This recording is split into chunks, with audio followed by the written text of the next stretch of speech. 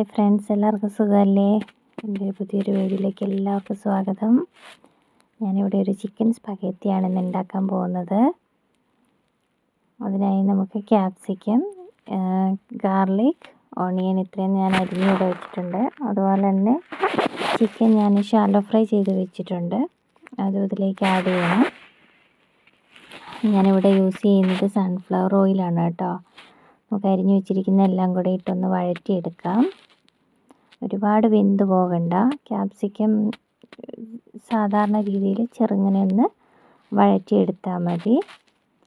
അത് എണ്ണയിലേക്കൊന്നിട്ട് നന്നായിട്ടൊന്ന് വഴറ്റിയെടുക്കാം. അത്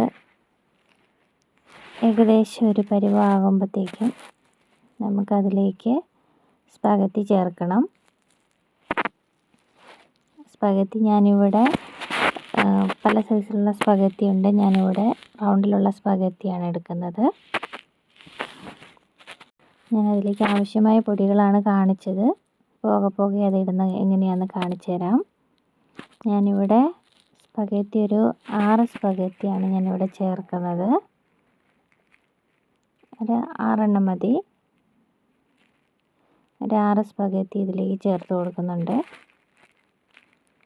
അതിനുശേഷം നമുക്ക് അതിലേക്ക് ചേർക്കേണ്ട ചേരുവകൾ എന്തൊക്കെയാണെന്ന് നോക്കാം. നമുക്കിവിടെ ടൊമാറ്റോ പേസ്റ്റ് വേണം.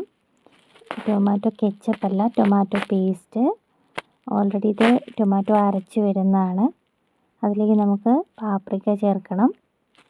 ഇത് പാപ്രിക്കയും കൂടെ കൂട്ടിയിട്ട് ടൊമാറ്റോ പേസ്റ്റ് ചെയ്ത് വരുന്നതാണ്. ഇത് സൂപ്പ് പൗഡർ. നമുക്കിതിലേക്ക് ഷാലോ ഫ്രൈ ചെയ്ത് വെച്ചിരിക്കുന്ന ചിക്കൻ ആഡ് ചെയ്യാം. അതിൻ്റെ മുകളിലേക്ക് നന്നായിട്ട് എല്ലായിടത്തും വരുന്ന രീതിയിൽ നമുക്ക് ചിക്കൻ അതിലേക്ക് ആഡ് ചെയ്യാം. അതിനുശേഷം ഞാനിവിടെ എടുത്ത് വെച്ചിരിക്കുന്ന തക്കാളി പേസ്റ്റ്, അതിലേക്ക് ഞാൻ ഈ തക്കാളി പേസ്റ്റിലേക്ക് സൂപ്പ് പൗഡറും പെപ്പർ പൗഡറും പാപ്രിക്കയും സോൾട്ടും ചേർത്തിട്ടുണ്ട്. ഇനി ഇതിലേക്ക് നമുക്ക് ചേർത്ത് കൊടുക്കാം.